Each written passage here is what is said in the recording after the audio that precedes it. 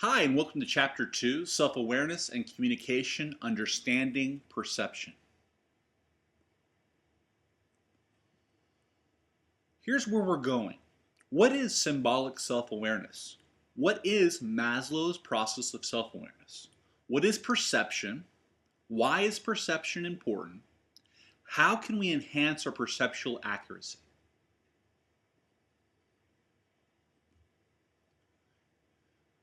Our very first principle is being aware of your communication. It's something we often take for granted, but it's very important.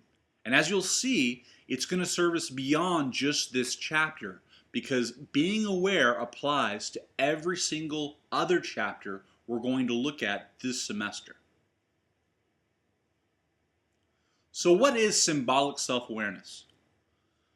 Symbolic self-awareness is a unique human ability to develop and communicate a representation of oneself to others through language.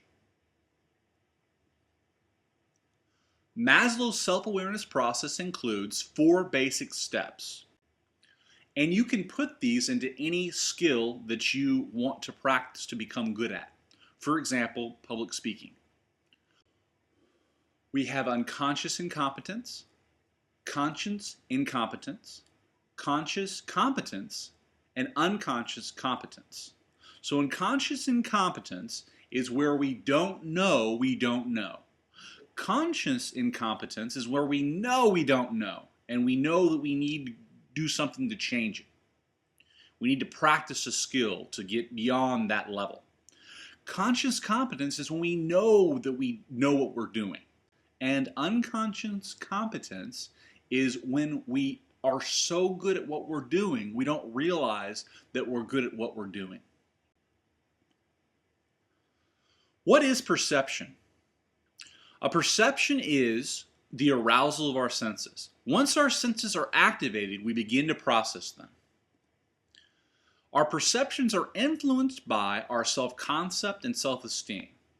Self-concept is your interior identity, our subjective description of who you think you are. Self-esteem is your assessment of your worth or value as reflected in your perception of things like your skills, abilities, talents, and appearance. How does your self-concept develop? There are 4 primary ways discussed: through communication with others, through the groups we associate with, through the roles we assume, and through the self-labels that reflect our beliefs, attitudes, and values. So that first one, in communication with others, we have avowed identity and ascribed identity. Avowed identity is identity that you assign yourself and you portray. Ascribed identity is an identity assigned to you by others. So if you remember having any nicknames, that would be a great example of ascribed identity. Whereas avowed identity is that identity that you see yourself, that role you see yourself playing. Research suggests that this prescriptive advice can help you improve your self-esteem and so much more.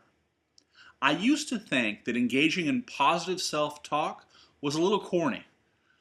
But once I saw the research on it, I realized it's really a powerful tool. So engaging in positive self-talk shouldn't be ignored as a powerful tool for not only self-esteem, but all sorts of other things dealing with awareness. Visualization, I've always been a believer in. If you're visualizing yourself doing something better, it has an actual measurable impact on your ability to do that thing better. Reframing is also extremely important. Do you accept the frames that you started out with, or do you reframe and give yourself a new lens through which to see the world?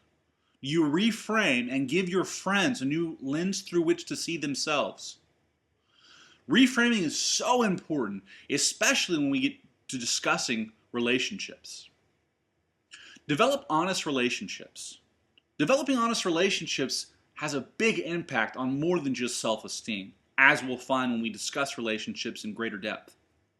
Surround yourself with positive people. This is great advice for anyone. Lose your baggage. Everybody has been through stuff. Everybody has been through issues. The key in not only self-esteem, but so much more, is putting that in its place.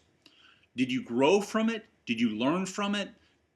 Great. Now move on and focus on something else. Losing your baggage and reframing are very interrelated.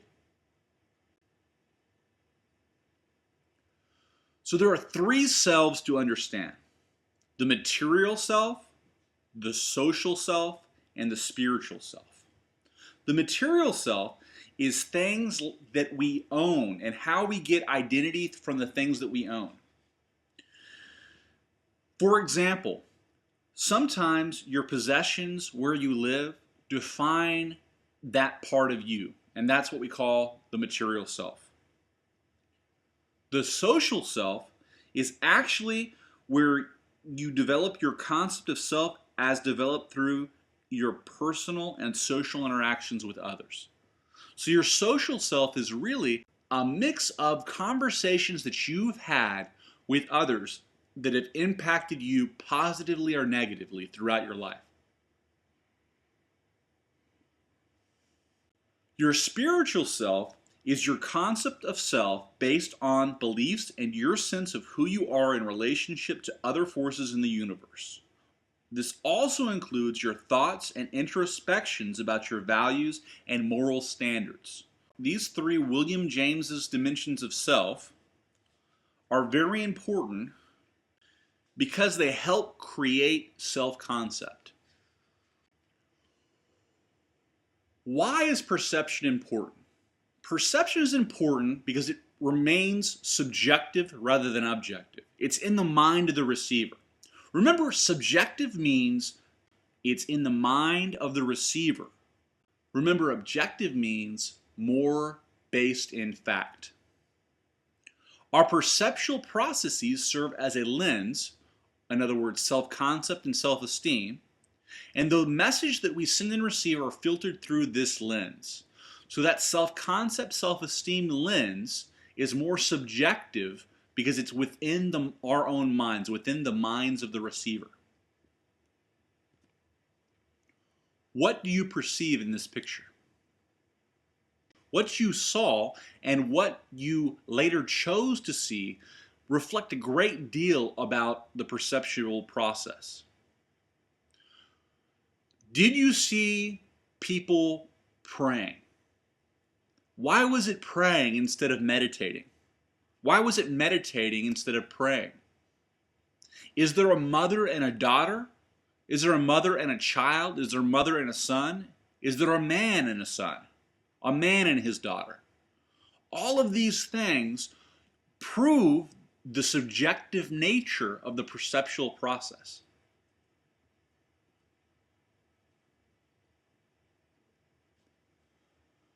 So there are three stages of perception. Stage 1 is attention and selection. Stage 2 is organization. And stage 3 is interpretation. Stage 1, attention and selection. Attention is the act of perceiving stimuli in your environment. Selection is the act of choosing specific stimuli in your environment to focus on. So wherever you are right now, you are choosing to attend to this slidecast.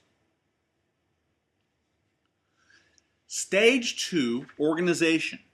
Organization consists of converting information into convenient, understandable, and efficient patterns that allow us to make sense of what we have observed. Stage 3, interpretation. Interpretation involves attaching meaning to what is attended to, selected, and organized.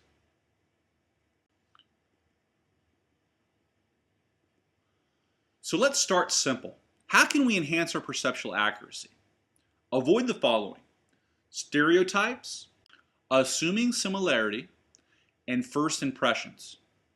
With stereotypes, we are all painfully aware of the negative consequences of false stereotypes. But remember that good stereotypes can get you into trouble too, because that's not enhancing your perceptual accuracy. Putting people into allness categories is usually detrimental to being able to perceive truth. A stereotype is a generalization applied to persons perceived to have attributes common to a particular group. Assuming similarity could be as simple as assuming that the person you're working with has the same values and perceptions that you do. Also avoid the pitfall of first impressions. Most social scientists agree it takes a very short amount of time, although that time is often debated, to create a first impression of someone. They also agree that those first impressions are very hard to break. It's hard to change what someone immediately thinks about you from those first few seconds. So it's really important to not let yourself be misguided by first impressions. How else can we enhance perceptual accuracy? There are two methods of perception checking to be aware of. The first is the indirect perception checking method. Indirect perception checking is when we use our own perceptual abilities to seek additional information to confirm or refute our interpretations of someone's behavior. So what's our other method of perception checking?